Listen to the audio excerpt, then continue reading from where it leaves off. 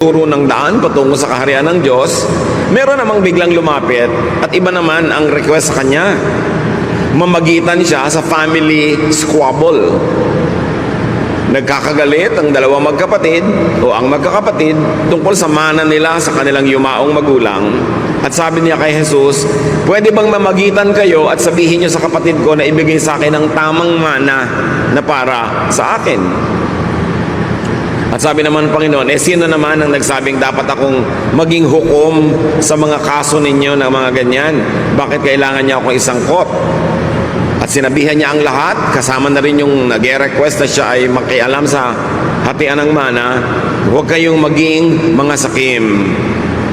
Ang pagmamayari ng maraming bagay ay hindi nagbibigay ng katiyakan, ng kaligtasan, ng katiwasayan sa inyong buhay. So the man wanted to bring Jesus' spiritual ministry down to worldly and materialistic levels. Pati si Jesus gusto nilang isangkot sa kanilang mga hatian at mana-mana issues. Alam nyo, kahit ngayon mga kapatid, merong mga taga-church, lalapit sa pastor para tulungan silang mangolekta ng mga pautang. O kaya lalapit sa pastor para tulungan silang mangutang. Na hindi naman dapat ginagawa dahil hindi naman yun dapat ang pinagagagawa ng mga spiritual leaders. At napaka-sensitive ng Panginoon sa totoong problema, hindi lang yung hatian ng particular mana ng particular family na yon, kundi a general human condition of greed. Kaya hindi lang yung lalaki ang pinagsabihan niya, yung lahat ng nakikinig. Sabi niya, huwag kayong magpapakasakim. People could be enslaved by greed and want of security. Bakit ba nagiging greedy ang mga tao? Kasi sa palagay nila, pag dumami yung nakuha nila, dumami yung kanilang ari-arian, yung naagaw nila sa iba, mas panatag at mas secure ang buhay nila. But people could damage and destroy family and social relations, in fact, their own souls, for money. Hindi na naman natin kailangang lumayo sa mga sarili-sarili nating pamilya, kumisan, mga kapitbahay, kaibigan, kamag-anak.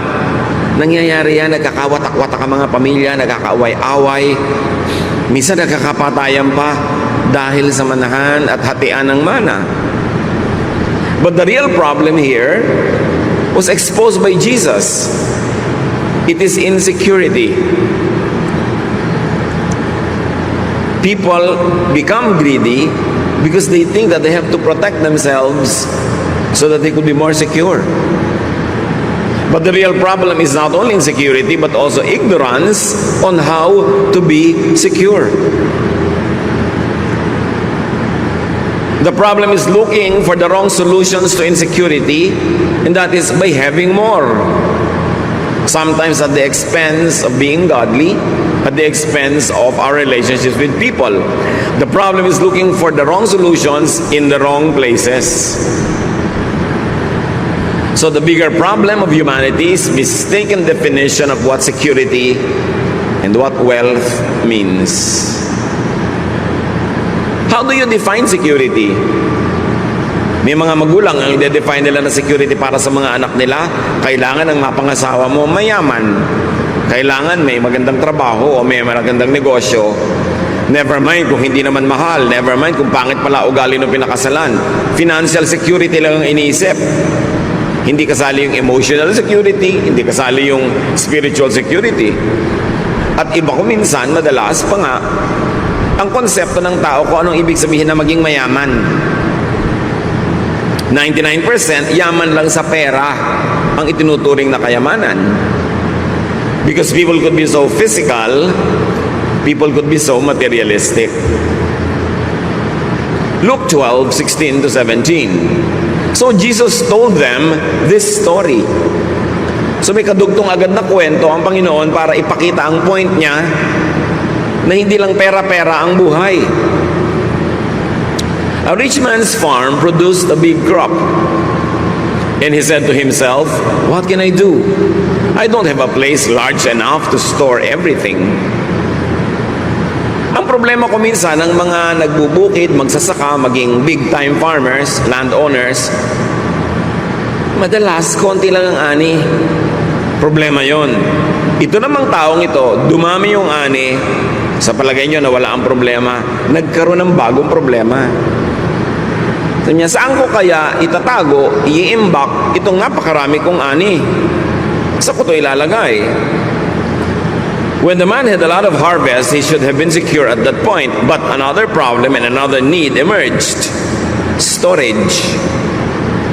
How to secure the grain, how to secure the wealth. Luke 12:18. Later he said, now I know what I'll do. I'll tear down my barns and build bigger ones where I can store all my grain and other goods.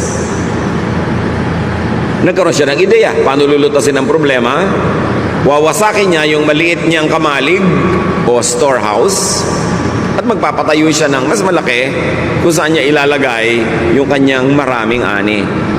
But you know what construction is? It is stressful. Subukan niyo magpagawa kahit ano. Stressful yan. Nagkakaproblema ka sa manggagawa, kung may contractor ka, madalas magkakaproblema ka rin sa kanya. O nagkakaproblema siya sa iyo, may problema ka sa supplier, may problema ka sa lahat ng bagay. Stress. Luke 12:19. Then I'll say to myself, you have stored up enough good things to last for some years to come. Live it up. Eat, drink, and enjoy yourself. Now the man feels secure enough, or at least he thinks so. Sabi niya, at patapos ko maipagawa ang malaking lalagyan, magre-relax ako, magpapasarap. At sasabihin ko sa sarili ko, mag-enjoy ka. Luke 12:20-21. Pero may problema na naman eh. But God said to him, you fool, tonight you will die. Then who will get what you have stored up? This is what happens to people who store up everything for themselves but are poor in the sight of God. Maganda na sana ang takbo ng kwento, nakakita na siya ng solusyon, magpapalagawa siya ng malaking kamalig, isang malaking taguan ng kanyang mga bagong ani, at sabi niya, matagal-tagal din ako magre-relax kasi marami akong naipon. Pero sabi ng Panginoon, alam mo, mamamatay ka na ngayong gabi. Pambihira naman bad news, no? Mamayang gabi na talaga, hindi next week. Mamamatay ka na mamayang gabi, sino ngayon ang makikinabang ng lahat ng pinaghirapan mo? At sabi ni Jesus, ganito ang mangyayari sa lahat ng mga taong sobrang nag-iipon, sobrang nagpapayaman, pero sila ay mahirap, maralita, dukha sa panukat at sa tingin ng Diyos.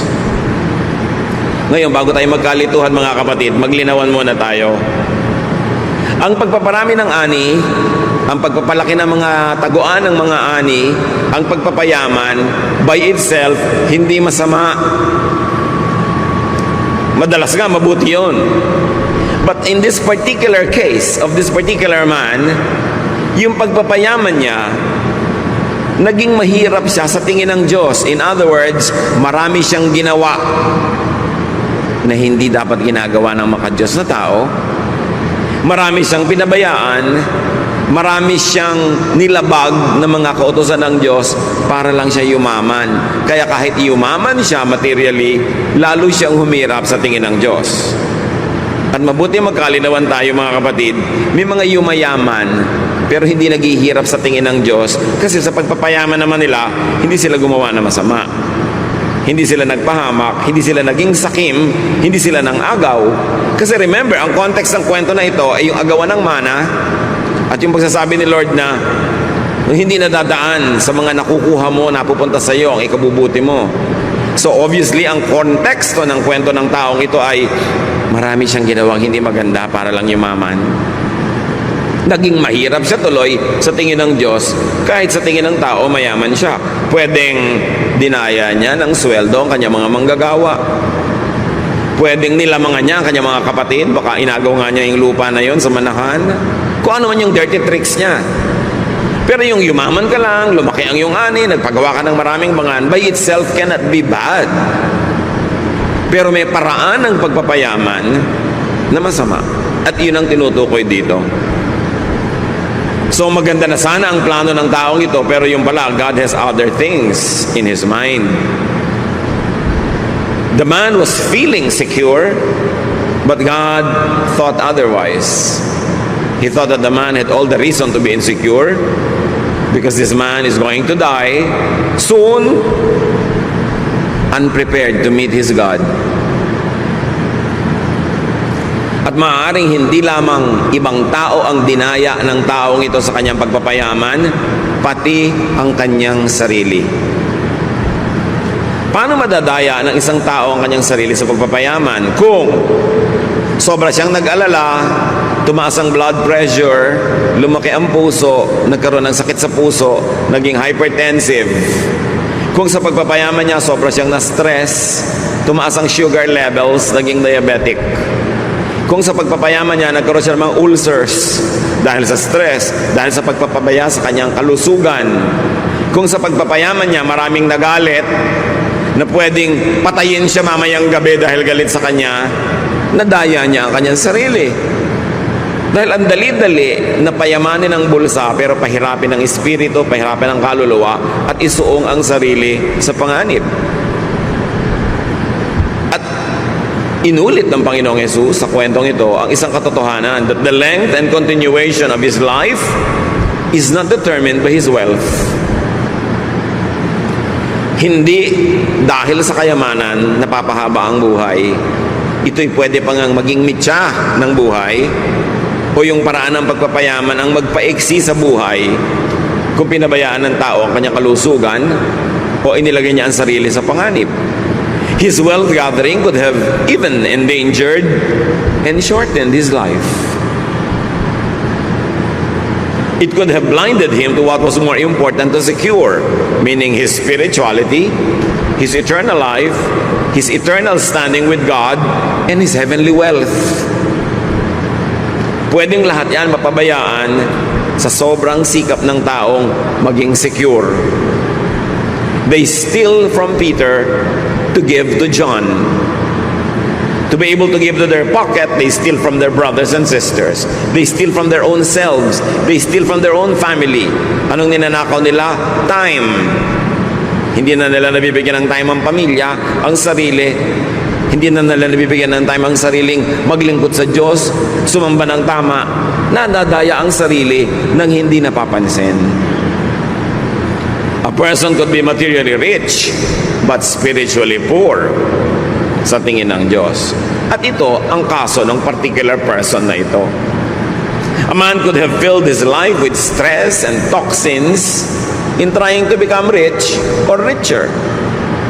And here's the tragedy, the saddest cut of all. He won't live long enough to enjoy the fruits of his stressful labor. At ang tanong sa kanya ng Panginoon, then who will get what you have stored up? May mga tao na kung magpabaya sa kalusugan, magpabaya sa pamilya, magpabaya sa sarili, parang mabubuhay sila lagi ng matagal para makabawi. Hindi na maka-attend sa mga event ng anak. Di bali anak, pag tapos na itong project ko, biglang malaki na ang kinita ko, may pera tayo sa bank, babawi ako sa iyo. Di bali wife, di bali husband, babawi ako sa iyo. Pagka nakuha ko na itong deal na to, pag sigurado na yung pera natin. Di bali po tatay, nanay, babawi ako. Malay niyo kung makakabawi kayo. Sinong nakakaalam kung mabubuhay tayo na matagal?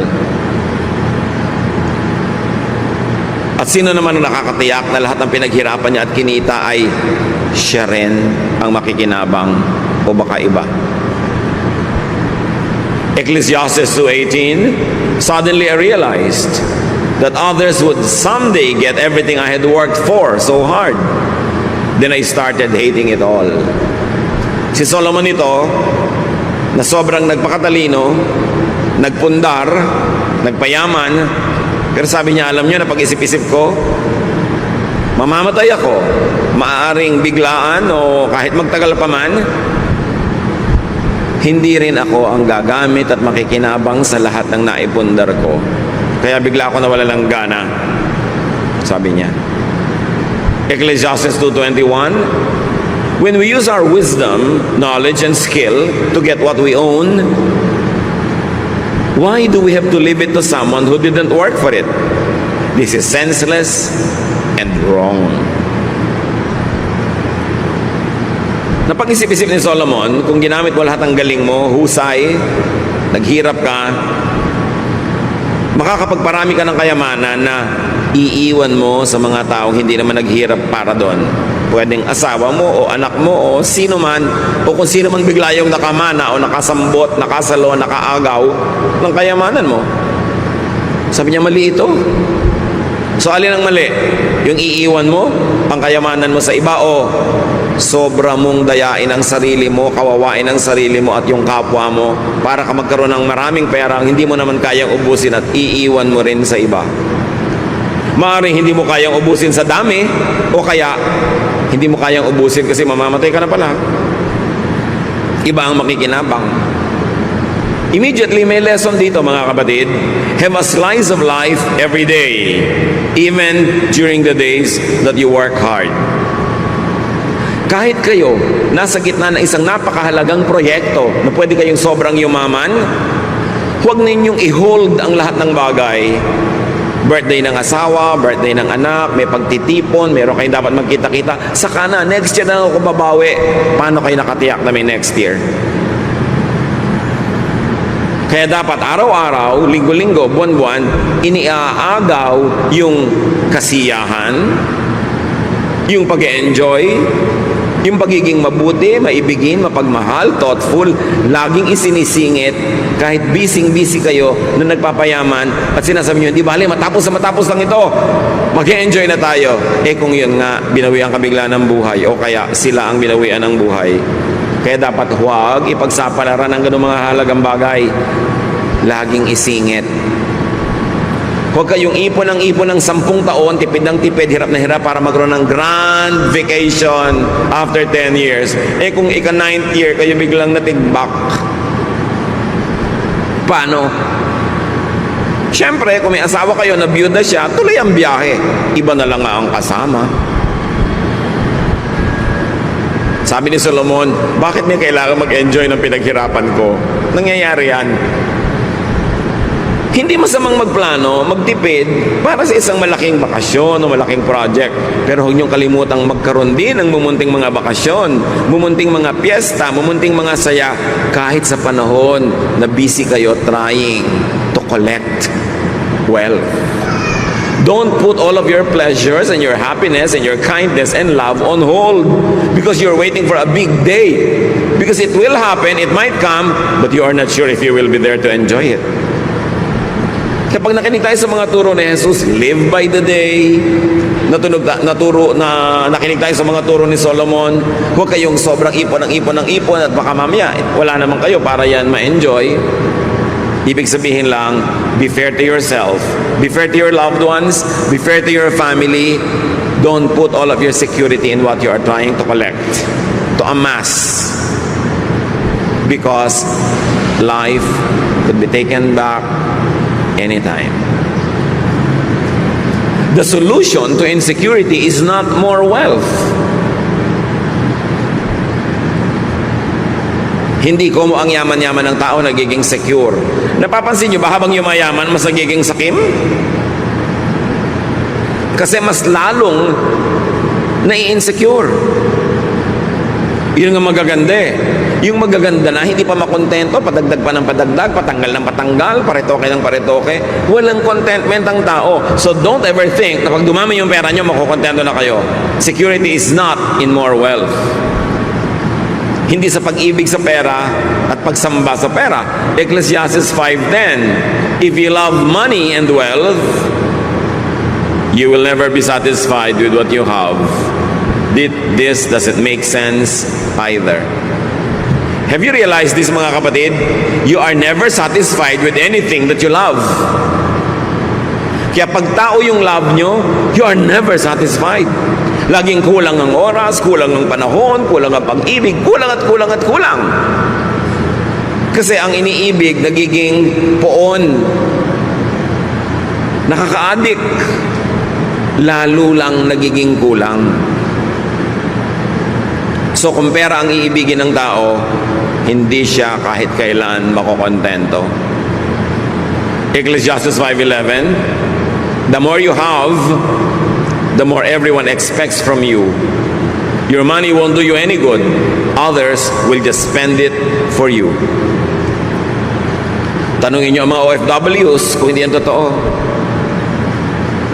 Sabi niya, alam niyo, hindi solusyon na dumami ang pera para ka maging secure. Subukan ninyo. Sabi niya, padamihin mo ang pera mo, pagtagumpayin mong negosyo mo, palakihin mo ang sweldo mo, dumadami ang hihingi, dumadami ang aasa, kulang at kulang pa rin. Sige, patayin mo ang sarili mo. Magsakripisyo ka, magpakatandang dalaga ka, magpakatandang binata ka. Sige, kumita ka ng kumita. Uubusin ng mga kapatid mo, ng nanay mo, tatay mo, kung sino-sino, mga pinsan mo, ang perang kinikita mo. Sige, patayin mo ang sarili mo. Akala mo, tama yan? You think that by earning more money, you will have more money? No! By earning more money, more people will spend it for you. Sabi, kailangan magpakatalino ka sa buhay. Hindi pagdadagdag ng pera ang solusyon sa lahat. And here, we should apply the lesson spiritually. People could self-destruct when they sacrifice health for wealth. Maraming ganyan. Inuubos ang kalusugan. They squander their health for wealth. They burn their candles at both ends. Nagkakasakit-sakit, nagkakasira-sira ang kalusugan, nakakakain ng mali o hindi nakakakain ng tama sa paghahanap ng pera, sa pagnenegosyo, sa pakikisama, sa pakikitungo, sa mga makakapagbigay ng malalaking deal. They squander their health. Okay, then they will have the wealth. Then they will have to squander all that wealth to get healthy again kasi nagkasakit na. May mga taong inuubos ang kanilang kabataan, ang kanilang lusog para magkapera. At pag nagkapera na, uubusin naman nila yun sa pagpapagamot dahil winasak na nila yung kanilang buong kalusugan.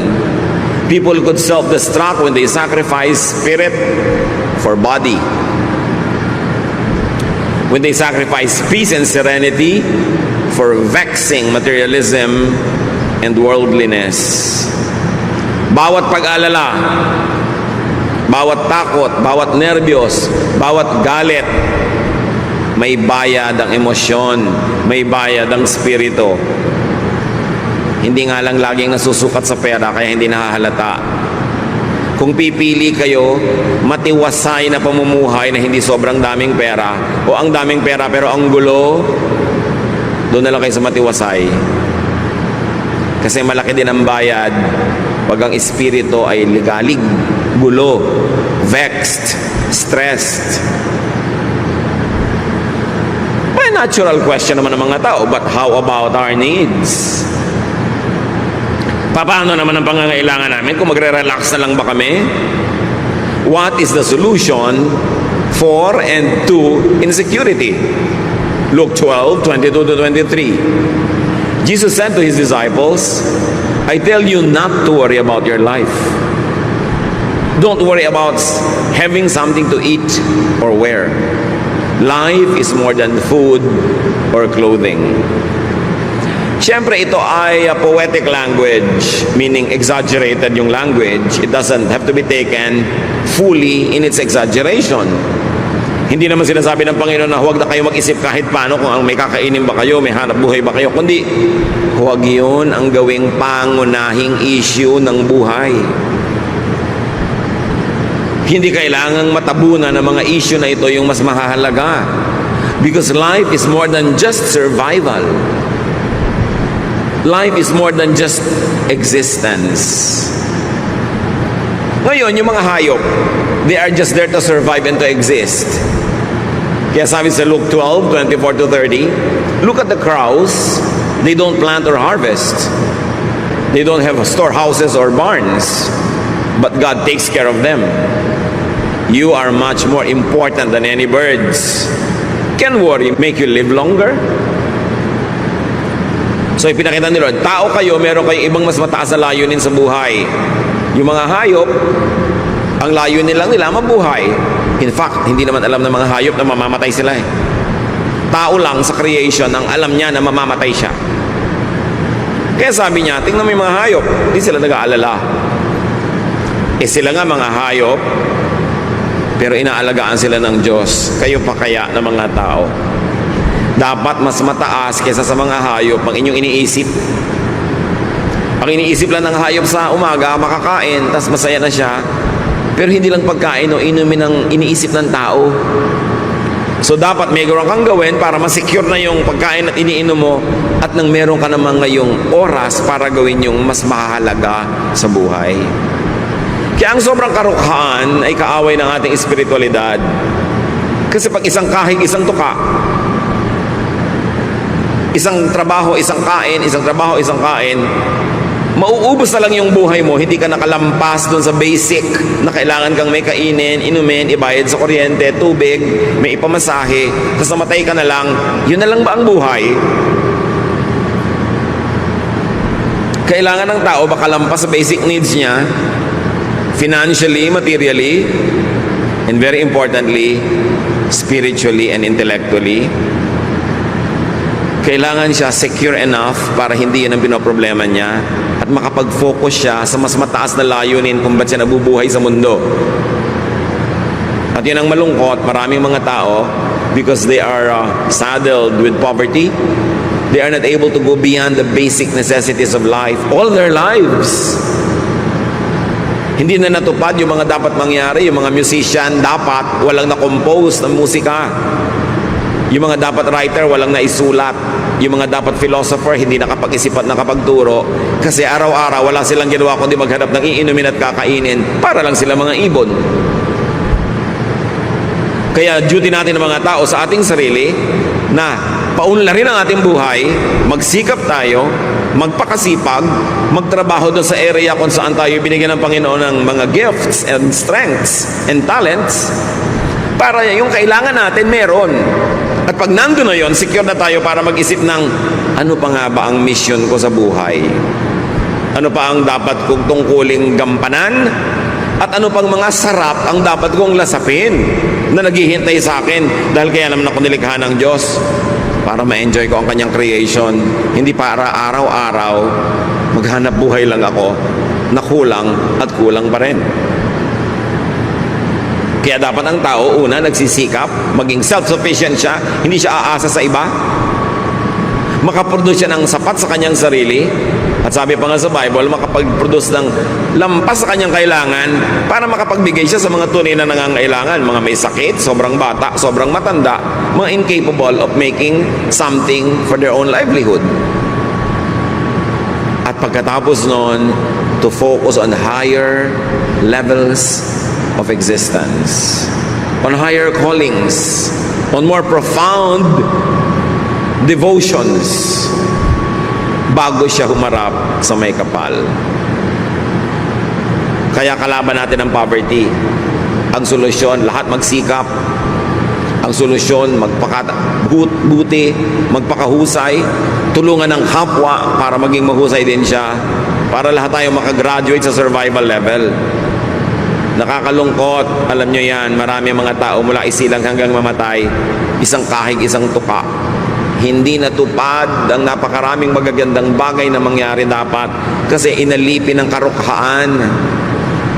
Maaaring karukhaan na minana niya at mga karukhaang inimbento na rin niya para sa sarili niya dahil wala siya sa ganap na ginawa para matakasan niya yon sa kanyang sariling panahon.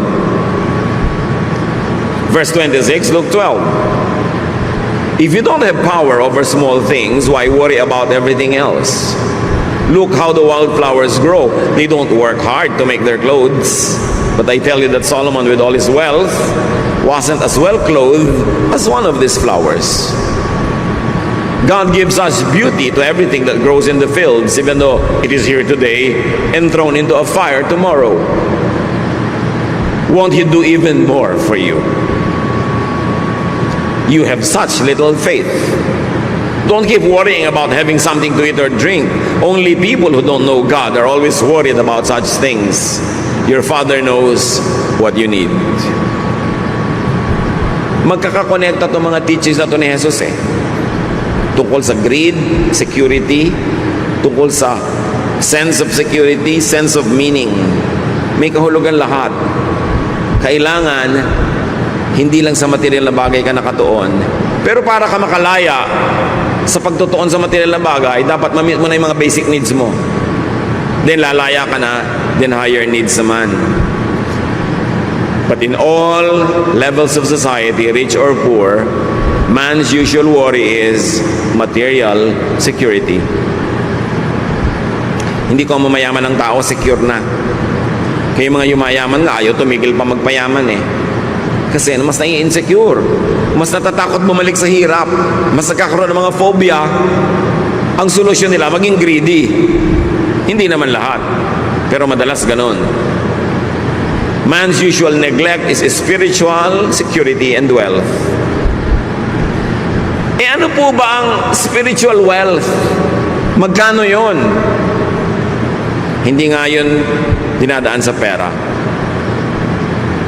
Ang kayamanan ng materialistic na tao, pera, ari-arian, bagay. Ang kayamanan ng spiritual na tao, peace, kapayapaan, katiwasayan. Ang kayamanan ng spiritual na tao, yung kagandahang asal, kagandahang loob. Yung iba naman, kaya nag-aasal hayop kasi nga trying to survive. Pag hindi sila ng aga, wala silang kakainin. Nag-aasal hayop tuloy. Kaya mo sinisikap umunlad, maging mariwasa para hindi ka kailangan mag-asal hayop, hindi ka kailangan makipagkagawan, hindi ka kailangan makipagtulakan.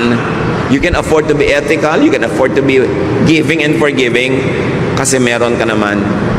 That's why it is doubly wrong for rich people to steal. Yung mahirap na tao, kailangan nakawin yung gamot na igagamot sa nanay niya, kailangan nakawin yung pagkain ipapakain sa anak niya, bagamat hindi tama at hindi maganda, at least mauunawa mo, nagnanakaw kahit gutom. Yung bundak na nagnanakaw pa, anong pang-unawa ang kailangan mo doon? Busog na, halos umaapaw na sa lalamunan yung kinakain niya, gusto pa kunin pa rin yung pagkain ng iba. Ang yaman na, patuloy pa rin sa pagnanakaw, that's doubly wrong.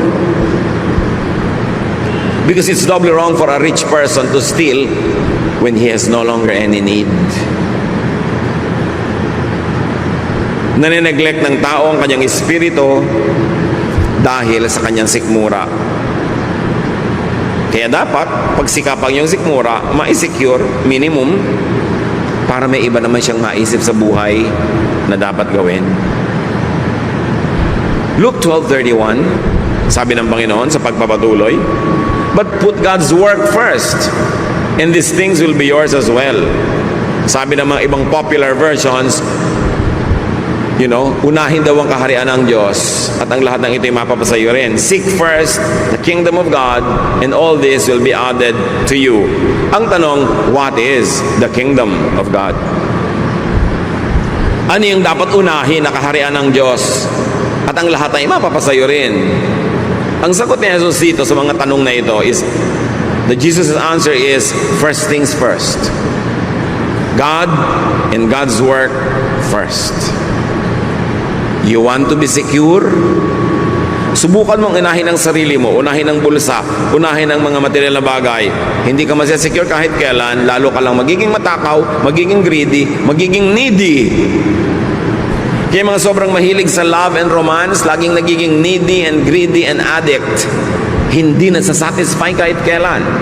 Kasi mali ang pinaghahanapan ng security. Hahanap ka ng security sa kapwa mo tao lang, kapwa mo tao lang yan. Pwede yung magtaksil, pwede yung magkulang, o pwede yung biglang mamatay. Paano ka masisecure? Maghahanap ka ng security sa material things, so pwedeng nakawin ng iba, mabulok, mag-depreciate. Paano ka masisecure doon? Seek God first and His kingdom, and all this will be added unto you. And what is that? God's outward work through you. God's work, yun ang unahin. At isang meaning ng God's work is what God does through you. Through your service. Through your ministry. Unahin mo yon. Dahil pag inuuna mo yon, malalagay ka sa tamang landas, kasabay mo si Jesus, sinusundan mo ang Diyos, yun ang daan patungo sa security. God's work, defined for God's kingdom. But God's work is not only God's work through you. Hindi lang yung ikaw ay servant, hindi lang yung ikaw ay minister, hindi lang yung ikaw ay naglilingkod. God's work is also God's work inward in you. Dalawa ang gawain ng Panginoon. Gumawa through you, through your service, at gumawa in you. Yung nangyayari sa iyong kalooban, sa iyong espiritu, sa iyong kaluluwa, sa iyong pagkatao, maging sa iyong katawan. Unahin din yon. That is also seek first God's kingdom. Hayaan mong ang Panginoon ang magturo sa iyo, umakay, baguhin ang ating mga masasamang ugali, pagandahin yung magaganda ng mga ugali, lalo nang pagandahin pa yung makapaghari ang Espiritu ng Diyos sa ating puso na tayo nagkakaroon ng katahimikan, kapayapaan, contentment, godliness, joy. Unahin yun.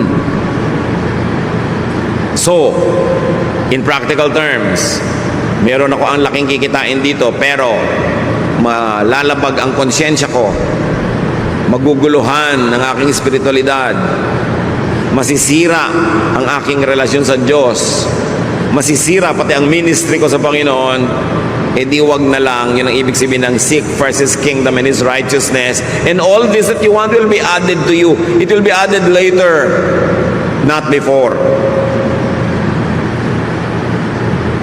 Meron akong ambisyon, pero kailangang makipagkalas ako sa mga taong mahalaga sa akin, lumayo ako sa mga mahal ko sa buhay, maligalig ako, malungkot ako.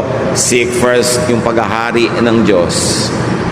Yung God's kingdom, hindi lang yun yung pupuntahan mo sa mga ulap-ulap pag namatay ka in the next life.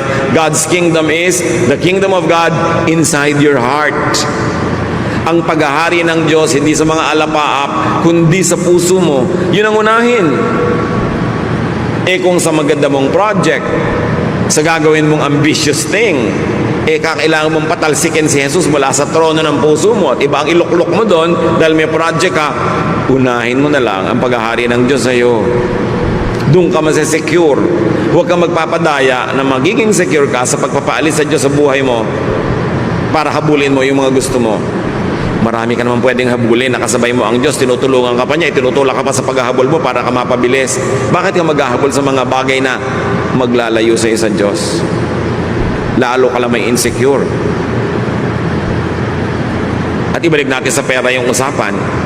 Ba't mo na ipagbibili ang iyong kaluluwa para sa pera? What does it profit a man to gain the whole world and lose his soul to the devil? Ito ang mga bagay na nalilimot ng maraming tao ngayon. Sobra kasing secularized na mundo, sobrang materialistic. Basta pera na, kahit Diyos kakalimutan, kahit ang pagiging maka-Diyos, isa sa isang tabi, kahit ang kapayapaan, kahit ang kapayapaan sa pamilya, isa sa isang tabi, inuuna yung ganung uri ng security. In practical terms, marami ng mga kapatid nakakalungkot. Gusto nating unawain, pero yung may asawa dito, pupunta abroad, magpapakasal doon para maging citizen. Pagkatapos sa kalibutan na yung asawa dito, nagkawindang-windang na yung buhay nila, nagkagulo-gulo. Unahin mo na lang yung paghahari ng Diyos sa iyong buhay, yung mas payapa. Kahit hindi ganun kalaki ang naging oportunidad mo sa buhay, tahimik naman. Yung kasing katahimikan, kapayapaan, walang price tag. Kaya kung minsan akala natin walang halaga. Ito, tandaan nyo, basta may price tag, mura yon. Kasi may price tag na may halaga. Ang mahalagang bagay yung hindi nalalagyan ng price tag. Katahimikan ng loob, kapayapaan, tiwasay na konsyensya, masayang pang-araw-araw na pamumuhay kahit simple. Dapat yun ang inuuna. Yun ang turo ng Panginoon. Luke 12:32-33. My little group of disciples Don't be afraid. Your Father wants to give you the kingdom. Sell what you have and give the money to the poor. Make yourselves money bags that never wear out.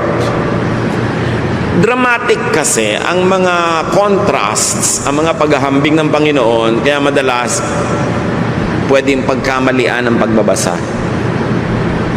Hindi siya kontra na magkaroon ka ng pera, hindi siya kontra na yumaman ka, pero kontra siya sa pagkakaroon ng pera, pagyaman na ang kapalit ay nawawala ang paghahari sa iyo ng Diyos.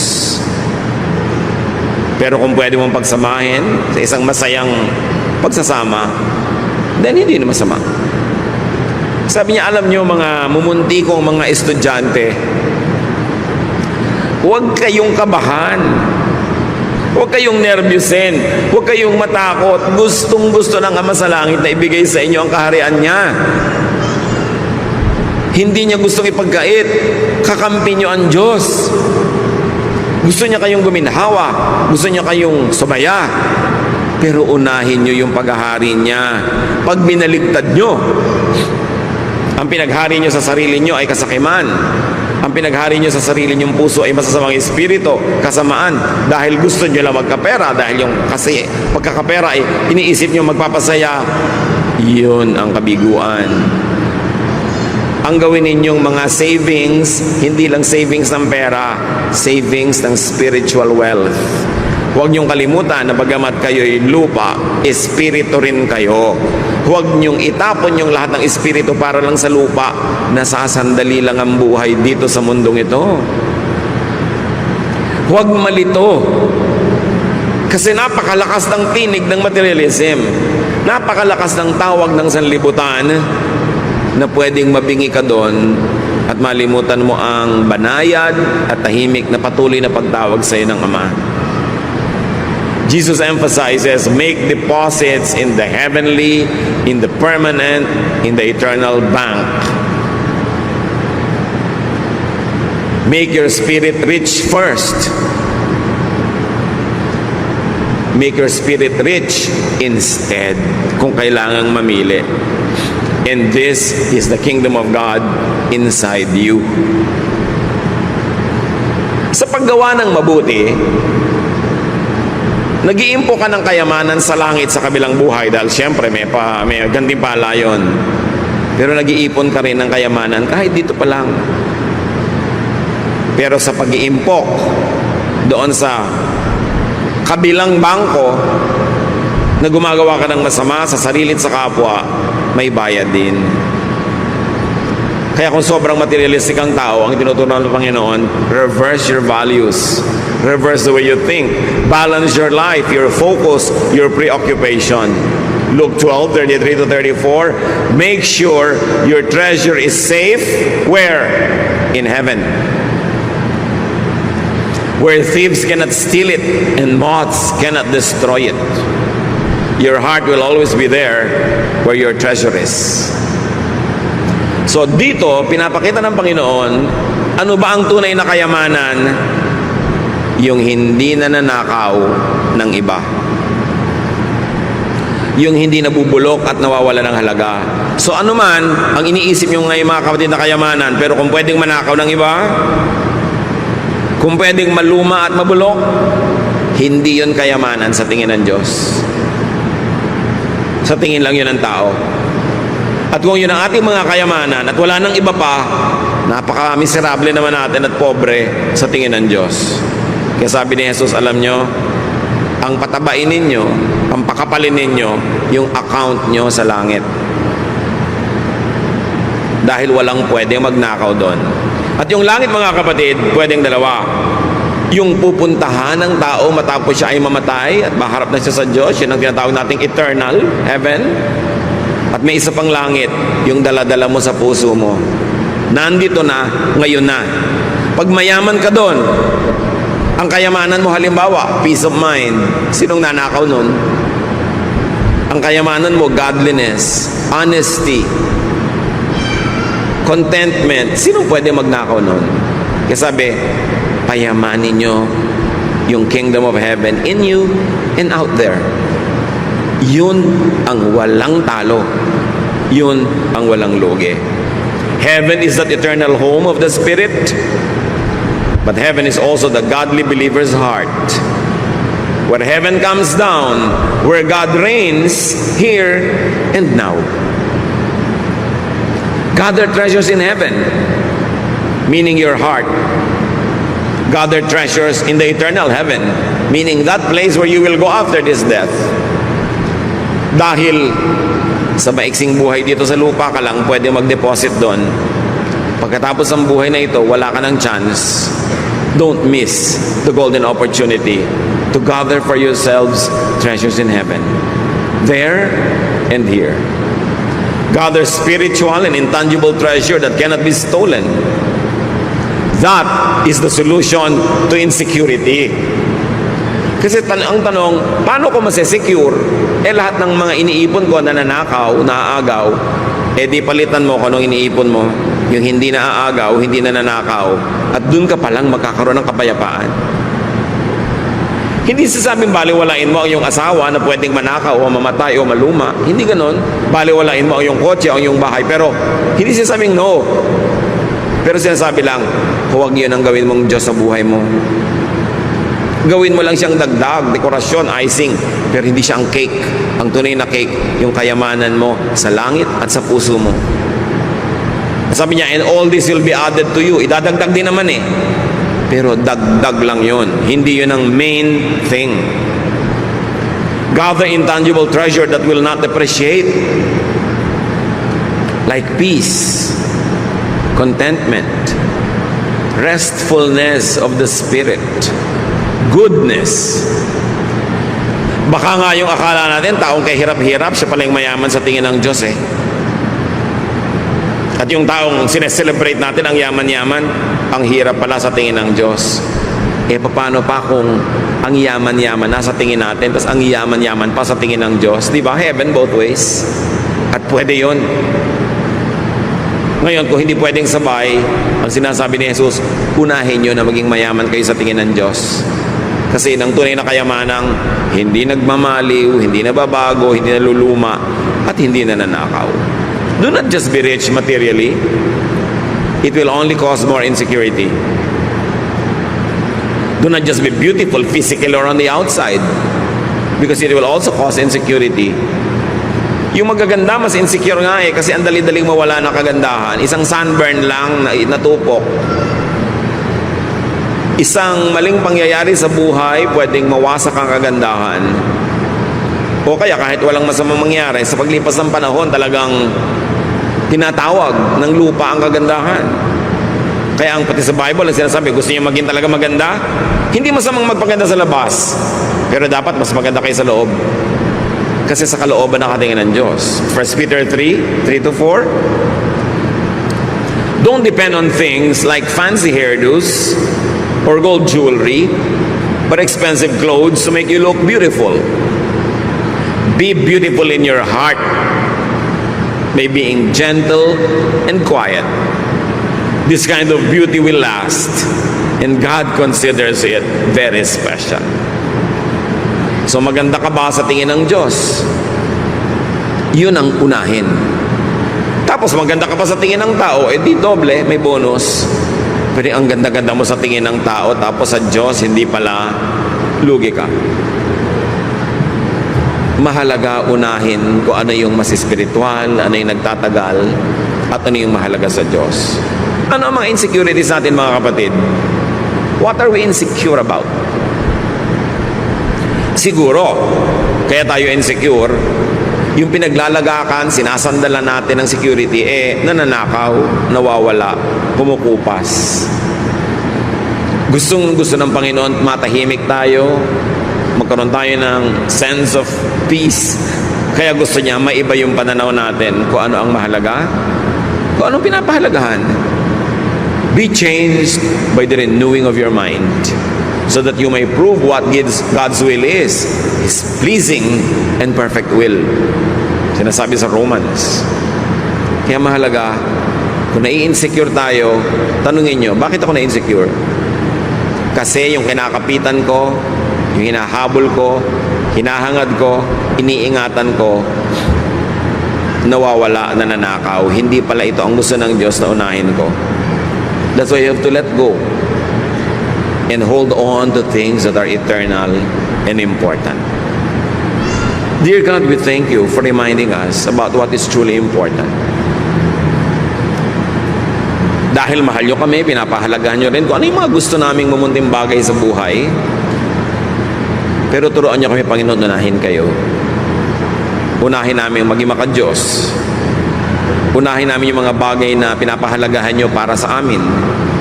Unahin namin alagaan ang aming espiritu, ang aming emosyon, ang aming kalusugan, kesa sa sobrang paghahabol sa pera, paghahabol sa tao, bagay na we are addicted to. Set us free from our addictions, O God, so we can really be truly free. At nawa yung kapayapaan yung maghari sa aming buhay dahil ang pinahahalagahan namin ay mga bagay na hindi nananakaw, hindi naluluma. Pagbulay-bulayan natin mga kapatid ang kahulugan nito sa ating buhay. Kanya-kanyang application sa ating buhay. Kanya-kanya tayo na insecurity, kanya-kanya ng hinahabol, kanya-kanya ng pinagkakabaliwan kumisan. Pero ito ba ang gusto ng Diyos? What will give you peace? What will give you inner happiness? That is what is important to God. Not what is measured by money or by price tags. Dear God, teach us. Kayo lumikha sa amin. Kayo ang creator. Kayo yung manufacturer. Yung design ninyo, Panginoon, ang masunod sa aming buhay. Yung kalooban ninyo, plano nyo, ang manaig. Spend some time with the Lord. Surrender to the Lord your insecurities. Seek God's power to transform our values so we can attach value to what is really value. O yung buhay na tubig. Salamat, Panginoon, dahil kayo ay patuloy na nagtuturo, nagtutuwid, nagpapalakas sa amin. Ngayon, linisin niyo nga po kami, pakilinawin ang aming isip, at tumanggap kami ng pagpapala, pagpapagaling mula sa inyo. Be our speaker. Teach us, Lord. Help us to understand you more so we can live life according to your will. In the name of your Son, Jesus, we pray with thanksgiving. John 5:1-7. Pagkaraan ito'y pumunta si Jesus sa Jerusalem upang dumalo sa isang pista ng mga Hudyo.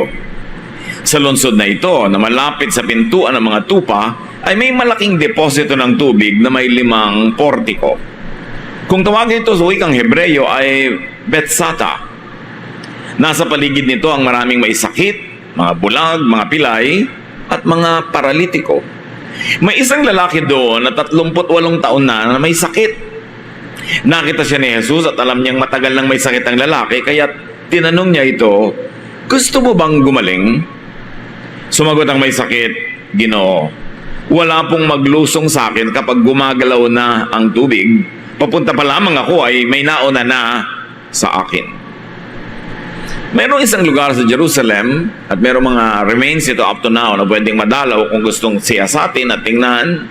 Ito ay kinikilala nung unang panahon na lugar ng Himala kasi ito ay may tubig na bumubukal, naliligid ito ng mga porches, mga porticos. Kung in other words, nilagyan na nila ng mga parang building at mga shelter sa paligid dahil naging puntahan ng mga may sakit. Yung mga may sakit nakaabang doon ng tagal-tagal na nakatunganga sa tabi ng tubig dahil may mga panahon na biglang nabubulahaw yung tubig, gumagalaw, kumikilos, it steers. At sa panahon lang na yon, yung kauna-unahang lumusong ang gagaling. So you can imagine, ang lahat nag-uuna-unahang lumusong, talo na agad ang pasyente natin na ngayon ang ating main character kasi lumpo. Mabuti sana kung puro galis ka lang, madali naman tumalon sa tubig. Ikaw na agad ang makakatanggap ng pagpapala o may iba ka pa mga reklamo sa buhay. Pero yung lumpo, sabi niya, 38 taon na po akong aabang-abang. Pero tuwing kumakalaw-kaw yung tubig, when the water steers, nobody lifts me up to bring me into the water. So may nauna nang tumatanggap ng pagpapala. So it's about steering water. Siyempre, may mga scientific explanations then why this water steers every now and then. Ang mga tao unahan. May tanong si Jesus, very, very interesting. Sabi niya, "Gusto mo bang gumaling?" Iba naman ang sagot ng paralitiko. Ang tagal-tagal ko na pong nandito, pero wala naman nagbubuhat sa akin para ako ilusong sa tubig. Sana sinabi na lang niyang, yes! But why? And why did it take so long for this paralytic to be healed? Kasi sa kanya, ang paggaling ay yung mauna rin siya sa paglusong. Nilimitahan niya ang kanyang sarili, sinunod niya yung pattern, yung mold na sinusundan ng lahat, and that is unahan. And though you might believe in the power of God, there is something ungodly na nag-uunahan kayo para kung sino lang mauna siya ang mapagpala. Kaya ang tagal-tagal na niyang nakapila doon, hindi naman siya gumagaling-galing. John 5:8-9. Sinabi sa kanya ni Jesus, tumayo ka, buhatin mo ang iyong higaan at lumakad ka. Noon di gumaling ang lalaki, binuhat ang kanyang higaan at lumakad. So here we see Jesus, the living water, instead of the stirring water, or what you might call religious props and idols. Kung yung mga tao naniniwala pa, dapat meron akong holy water, dapat ako merong blessed crucifix, dapat meron akong ganito, meron akong ganon. Kailangan pa akong mag-pilgrimage sa ganitong lugar, sa ganong bundok, sa ganong syudad para ako magdasal. Kailangan pang ganito at gano'n ang isuot ko, ganitong kulay. Katulad din yan, itong stirring water na to. May mga requirement na dapat masunod mo para ka tumanggap ng pagpapala. At hindi ako magtataka kung sa paligid ng tubig na yon ay meron ng mga collection boxes, meron ng mga religious leaders na nangongolekta ng mga collection sa mga taong naghahantay ng himala. Siyempre, kahit saan may pilgrimage, kahit saan merong pinapaniwalaan na merong himala ang Diyos, may collection. Nagiging negosyo, kaya naman ipinopromote, kinukonsinte ng maraming religious leaders ang pilgrimages. Samantalang ang Diyos ay nasa lahat ng dako. God is everywhere.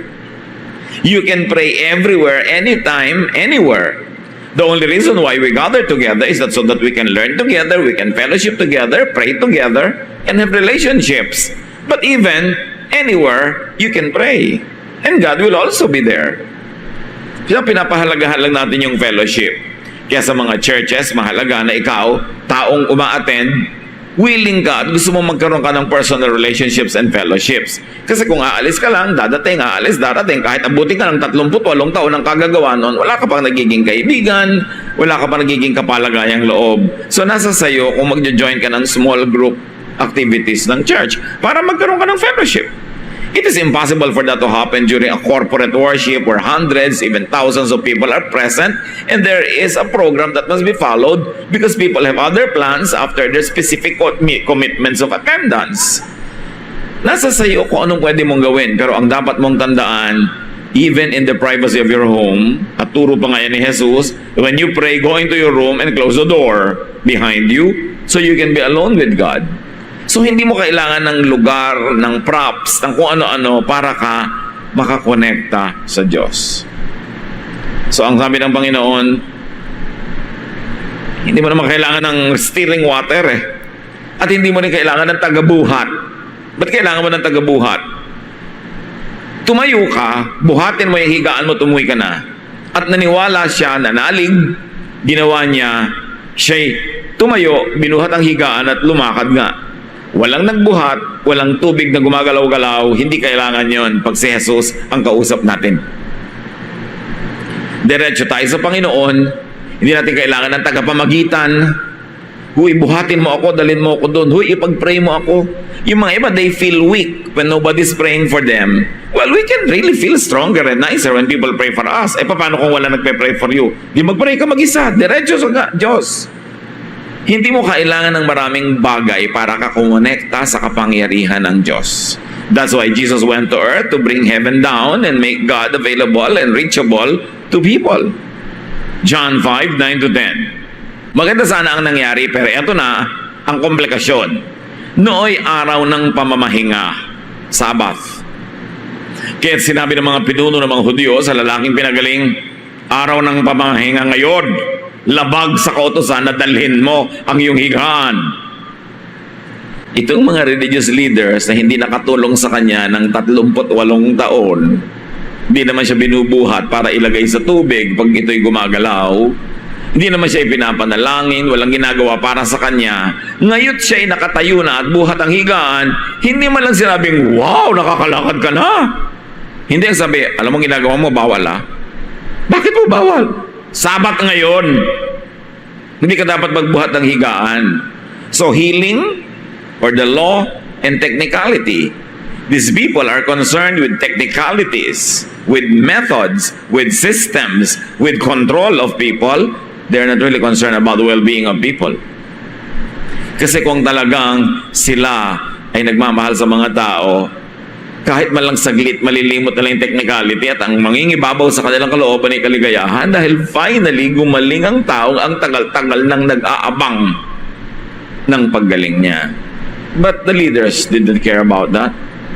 They were concerned about the technicalities of the religion. They were concerned about obedience to their specific laws. And never mind if you're suffering forever, basta obey the laws. At ngayong finally gumaling na, ni hindi nila yun binigyan ng pansin, ang minalaki nila ay yung pagbubuhat ng tao sa sarili niyang higaan. John 5:11. Ngunit sumagot siya, ang nagpagaling po sa akin ang nagsabing buhatin ko ang aking higaan at lumakad ako. Nakita niyo tong taong pinagaling, idiniin pa si Jesus. Palibas at siya pinapagalitan, ba't ka nagbubuhat sabat ngayon? Eh yung po nagpagaling sa akin ay nagpabuhat. Halos kulang na lang sabihin niya, siya ang pagsabihan niyo. Siya po ang dapat sisihin, hindi ako. So sinong dapat sundin? Yung powerless and unhelpful, unconcerned religious leaders? Or Jesus who heals? Ito mga kwentong ito, laging may very powerful symbolic significance. Lagi kayong may pagpipilian. Okay, susundin ko ang technicality, sabat ngayon, hindi ako dapat magbuhat. Pero para hindi makapagbuhat, dapat wag akong gumaling. So, ganun na lang, wag na lang akong gumaling para wag akong makapagbuhat at wag mag-break ang sabat. O, susundin ko si Jesus na sinabi, tumayo ka, buhatin mo at umuwi ka na. In other words, indirectly, nalabag ang law of Sabbath. Because Jesus has a higher law, the law of love. Mahal kita, ang tagal-tagal mo na nagdurusa, hindi na kita pagbubukas-bukasin pa ng paggaling mo. Ngayon na. At alangan mang iwan mo yung higaan mo dyan, nakakalat, so buhatin mo, iuwi mo. And the religious people found something very wrong with that. Ito namang tao, sabi niya, huwag po ako sisihin nyo. Yung nagpagaling sa akin ang may sabi niyan, sinunod ko lang. John 5:12-13. At siya'y tinanong nila, sino ang nagsabi sa iyong buhatin mo ang iyong higaan at lumakad ka? Ngunit hindi alam ng lalaki kung sino ang nagpagaling sa kanya sapagkat nawala na si Jesus sa karamihan ng tao. Hinahanap nitong mga leaders na ito yung nagpagaling hindi para pasalamatan, hindi para purihin, kundi para usigin. But the person who was the recipient of blessing was underinformed, even underappreciative, at maraming ganyang recipients. Get and forget. Tanggap ng tanggap, hindi man lang inaalam kung sino may bigay at hindi man lang nakakapagpasalamat. John 5:14-15. Pagkatapos ito, nakita ni Jesus sa loob ng templo ang lalaki at sinabihan nitong, magaling ka na ngayon. Huwag ka nang gumawa ng kasalanan at baka masahol pa riyan ang mangyari sa iyo. Umalis ang lalaki at sinabi sa mga Hudyo na si Jesus ang nagpagaling sa kanya. Dahil dito, si Jesus ay sinimulang usigin ng mga pinuno ng mga Hudyo sapagkat nagpagaling siya sa araw ng pamamahinga. Pahamak na recipient ito. Nung nakita niya si Jesus sa templo, sinabihan pa siya para huwag nang bumalik ang sakit niya. Huwag ka nang babalik sa kasalanan mo. So obviously, yung naging dahilan ng kanyang pagkakasakit ay isang kasalanan. Pero hindi lahat ng sakit ay kasalanan ng dahilan. But in this particular case, sabi ni Jesus, huwag ka nang babalik sa kasalanan mo at baka bumalik pa yung sakit mo. So in his particular case, may direct relationship yung lifestyle niya sa kanyang sakit. Sabi niya, huwag ka nang babalik sa dati mong lifestyle at baka bumalik pa ang sakit mo. Aha, si Jesus pala yung nagpagaling sa akin. Alam ko na ngayon, pumunta siya agad sa mga authorities. Alam ko na po kung sino ang nagpagaling sa akin. And in a manner of speaking, it was like, alam ko na po kung sino talagang dapat yung sisihin. Si Jesus ang nagsabi sa akin na buhatin kong higaan ko kahit Sabat. At sabi nga ng Bible, mula noon, sinimulan na nilang usigin si Jesus. In fact, pinagplanuhan na nilang patayin. Kawawa ang mga Israelites. Napaka-religyoso nila. Ilang beses silang nagdarasal maghapon. Napakatapat nila sa kanilang mga giving to the temple, sa pagsunod sa kutakot-takot na batas. Tapos hindi naman sila mahal ng mga religious leaders nila at hindi naman talaga sila natutulungan. At ngayong tinulungan sila ni Jesus, si Jesus naman ang gustong ipahamak ng mga leaders na yon. Kasama na yung kanilang masigasig na pagpapairal ng kanilang mga batas kahit naman hindi effective. At nandun na rin yung selos, yung inggit nila kay Jesus dahil wala sila ng ganung uri ng kapangyarihan. It was the technicality of the law. Yun ang inuna at pinangibabaw nila. Ganyan ang legalistic at mababaw na pananampalataya. Hindi tinitingnan ng tunay na mahalaga at ang tinititigan, mga maliliit na bagay na sukat ay pinalalaki. Sabi nga nila, in the absence of big things, small things become big to small minds. Kaya pagka maliliit na bagay pinapalaki, ibig sabihin, walang malaking misyon, walang malaking halaga ang buhay niya, kaya yung maliit, lumalaki na lang. John 5:17, ngunit sinabi sa kanila ni Jesus, ang aking Ama ay patuloy na gumagawa hanggang ngayon, at gayon din ako. Sabi kasi sa kanya, bakit mo pinabuhat yon? Sabat. Ang aking Ama, patuloy na gumagawa. Anong sabat-sabat? Sobra ang pangangailangan ng mga tao, sobra ang needs nila. We cannot afford na maging technical about this. Kailangan gawin na yung mabuti, gawin na. Tapos, pumasok yung Ama and Anak dynamics. Biglang sinabi ni Jesus, ang aking Ama sa langit, ang Diyos, na sinasabi niyo, sinasamban niyo, pero mini-misrepresent niyo, patuloy pa rin gumagawa. Tapos kayo ngayon, gustong-gusto niyo yung pahinga na yan, kahit hindi naman nakakatulong sa mga tao. Kung talagang utos at kalooban ng Diyos Ama ang Sabat at ang mga iba pang kautusan, bakit naman lalabagin ni Jesus in very dramatic ways? So dalawa lang natin ang option sa isang mapanuri na nagbabasa ng Biblia. Na ang pananampalataya sa panahon ni Jesus ay marami ng kalikuan at baluktot na pananaw, emphasis, interpretation, and application of the law. Or Jesus was not right, that He was wrong in breaking the Sabbath. Yun lang ang choices natin pag nagbabasa tayo. Tama ba si Jesus o mali? At syempre, alam nating tama siya. Therefore, mali ang interpretation and application ng mga tao sa kanyang panahon doon sa Sabbath at sa marami pa mga ibang batas. Kasi kung tama yung mga batas na yon, Jesus would be a lawbreaker. But Jesus said, I have not come to destroy the law, but to fulfill it. Pero in the fulfillment of that law, in the fulfilling of that law, Jesus actually broke the existing traditions of His time. It means that Jesus was referring to another set of laws that was primary to God the Father in heaven, but was no longer the set of laws being implemented by the religious system in Israel. So pag sinabi ni Jesus na, I came to accomplish the law, hindi niya ibig sabihin yung the same law that these priests and these Pharisees were fighting and killing for. Because Jesus really broke many of them. So ibig sabihin, He was not breaking the law of God in heaven. He was only breaking the traditions of men, which was the basis of the law and the basis of the religious practice in His time. Pag sinimplify natin yan, lawbreaker ba o law-abiding si Jesus? Siyempre, law-abiding. Para bakit niya binrek yung mga traditions nung panahon niya? Hindi yun talaga ang law na mahalaga sa Father. Dahil kung yung tradition ng Israel, yung mga teaching sila, yun na talaga ang tama, bakit pa ipapadala si Jesus? Pinapadala mo lang para magtama kung may mali. Bakit mo pa ipapadala si Jesus na liwanag kung maliwanag na talaga? Nagpapadala ka ng liwanag kung may dilim. Bakit ipapadala mo si Jesus na daan kung meron na palang daan? So nagpapadala ka ng daan, katotohanan at buhay dahil in actual practice, walang daan, walang katotohanan at walang buhay sa kanilang religious system nung panahon na yun. Dahil kung meron na at tama na yon, God was wasting time. And Jesus wasted His time and effort correcting an already correct system. So isa lang ang pwedeng isipin ng tunay na manunuri, yung inaakala ng mga relihiyoso sa panahon ni Jesus na tama sa tingin ni Jesus at sa tingin ng Ama sa Langit ay baluktot, dapat ituwid. Napakahalagang unawain yung conflict ni Jesus at ng mga Pharisees.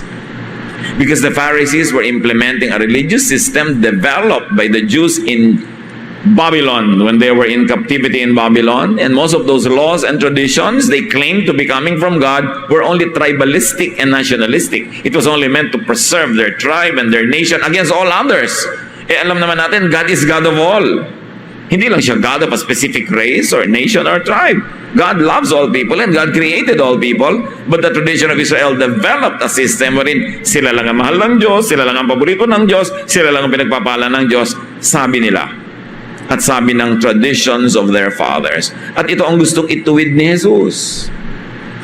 Kaya nga yung unang pagsasalita ni Jesus publicly, sinabi niya, ang dami mga balong nagugutom sa Israel, ang pinagpala ng Diyos, yung tagalabas, yung Gentile.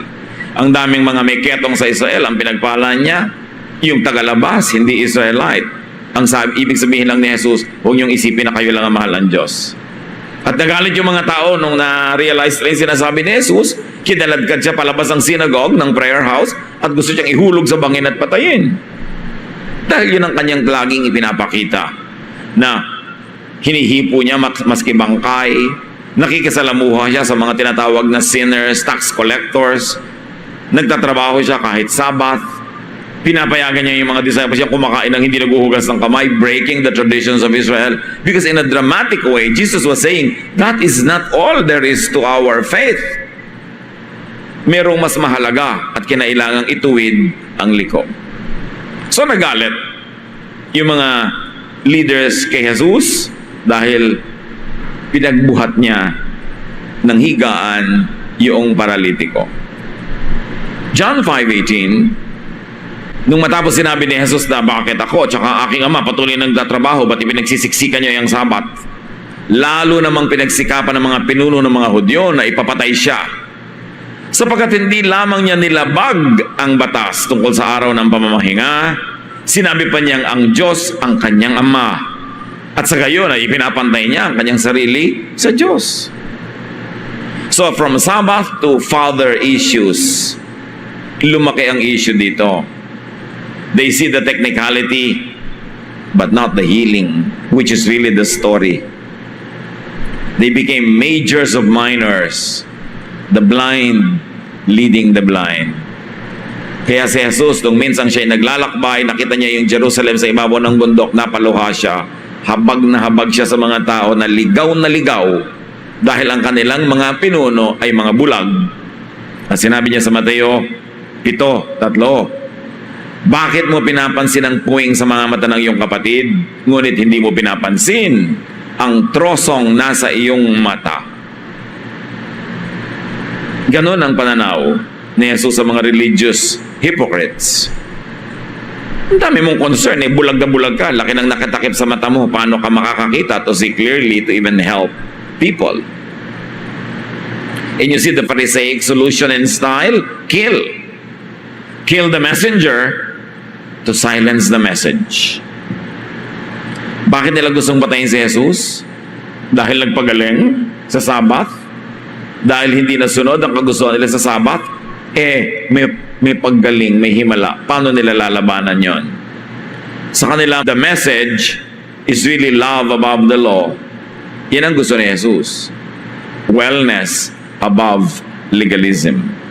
This is the opposite of what the people in the religious system wanted, because all they had was callousness, irrelevance, darkness of the religious system. Sa simpleng kwentong ito, ipinakita kung gaano kamanhid ang mga religious leader sa tunay na pangangailangan ng mga tao. Na dapat sana ipagbunyin nila ang paggaling ng taong ito, pero ang kinalang minalaki ay yung schedule kung kailan nangyari ang himala. So what are the choices of the people? Jesus' healing and instruction? Or religious legalism, tradition, and coldness? Up to now, many people have to make those choices.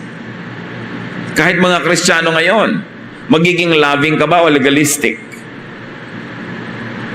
Uunahin mo ba yung concern ng tao o yung mga alituntunin at mga methods and systems?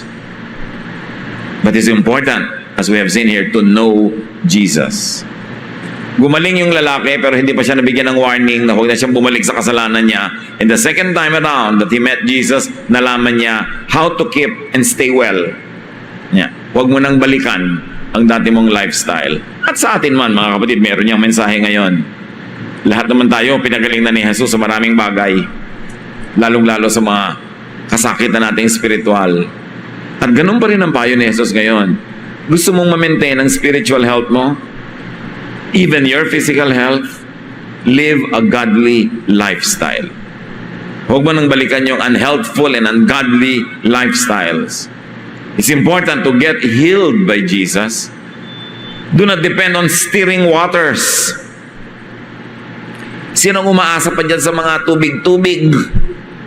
Umaasa pa nga langis-langis, panyo-panyo, bande-bandera, kung ano-ano mga props. Hindi natin kailangan yan dahil si Jesus, diretso natin pwedeng lapitan.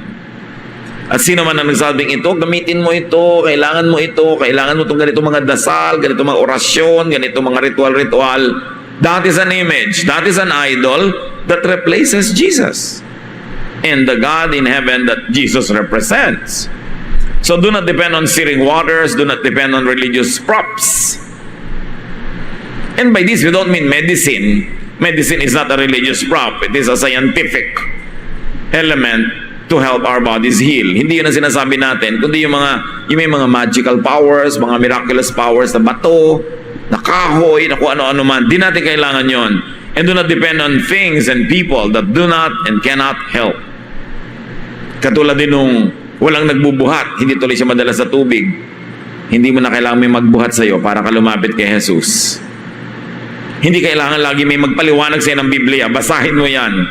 Dahil binigyan din tayo ng Diyos ng utak bawat isa sa atin.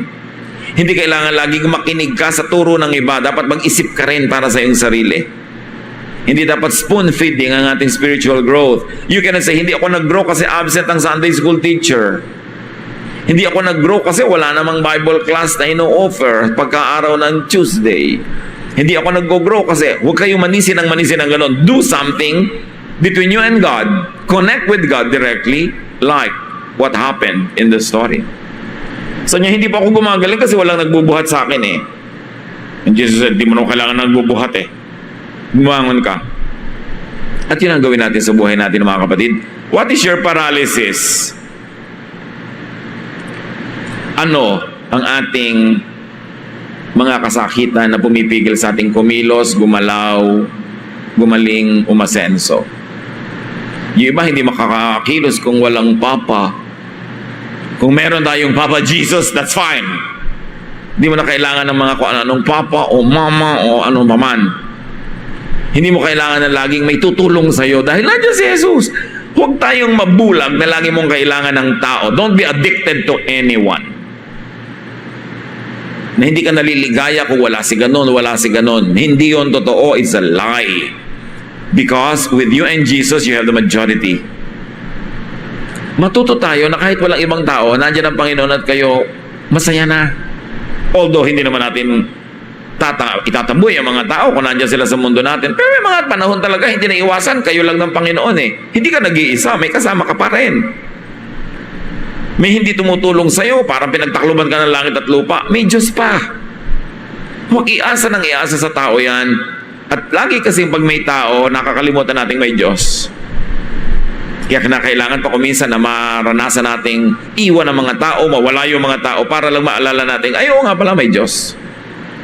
At yun ang ipinaalala ni Jesus. Hindi mo kailangan ng tagabuhat. In fact, hindi mo kailangan yung swimming pool na yan. At hindi mo kailangan intayin kung kailan kukulo-kulo yung tubig dyan. Ngayon na, tumayo ka. And this Jesus yesterday is the same Jesus today. At sino yung tao na yung paralitiko sa kwento? Tayo yon. Meron tayong mga pangangailangan na iniaasa natin sa schedule, iniaasa sa pagbula ng tubig, iniaasa kung may magbubuhat sa atin. Umasa kayo sa Panginoon because He is always available. And He is only a prayer away. Napakaganda ng kwentong ito kung nanamnamin natin yung kahulugan ng bawat elemento sa kwento. Do not depend on others. Once in a while, there are other people we can depend on. That is nice. But that will not always be the case.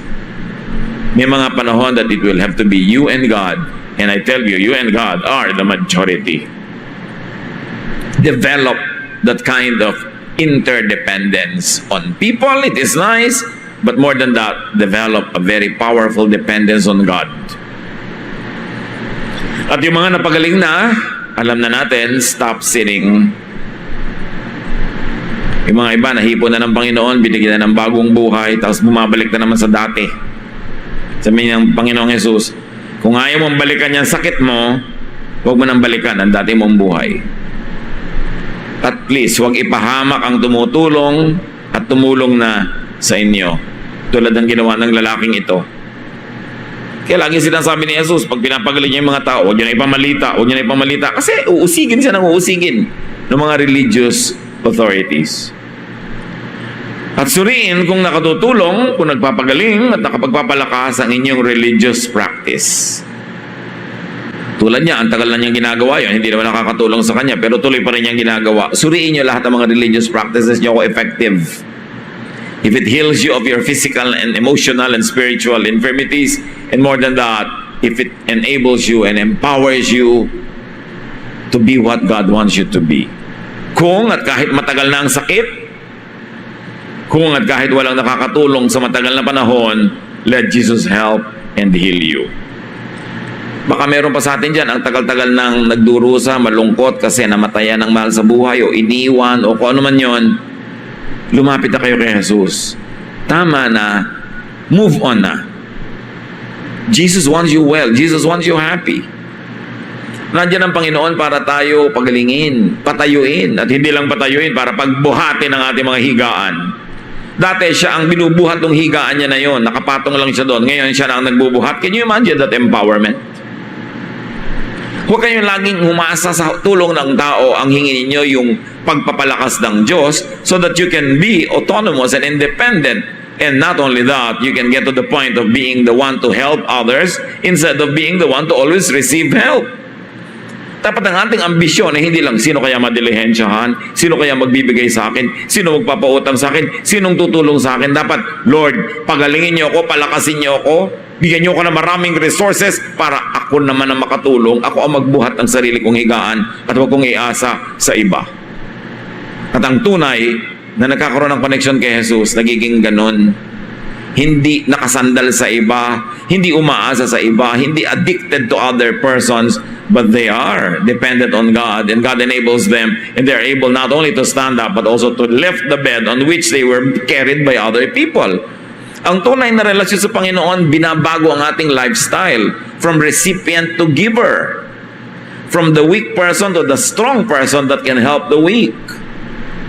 From the one who also always receiving forgiveness to the one now dispensing and giving forgiveness to others. Nababaligtad pag tayo nasa Panginoon kasi ang Panginoon ay makapangyarihan at yun ang gusto niya sa ating buhay. Ama namin, ituro mo sa amin kung ano ang katulad sa buhay namin nung lalaking paralitiko na ito. At dahil kayo ay Diyos noon, ngayon at kailan paman, kung paano niyo tinulungan sa pamamagitan ni Jesus, yung lalaking yun ay matutulungan niyo rin kami. Salamat, Ama, na meron kaming Ama sa langit at kayo yon, at meron kayong isinugo sa amin ang iyong anak na si Jesus upang patunayan at iparamdam sa amin ang iyong pag-ibig at kapangyarihan. Kayo ang humipo sa bawat buhay na ngayon ay kumikilala sa inyong kapangyarihan. Kayo ang Diyos na makagagawa ng hindi nagagawa namin o ninuman para sa amin. Bless your people, O God. Bless your people as we acknowledge your power, as we believe in you.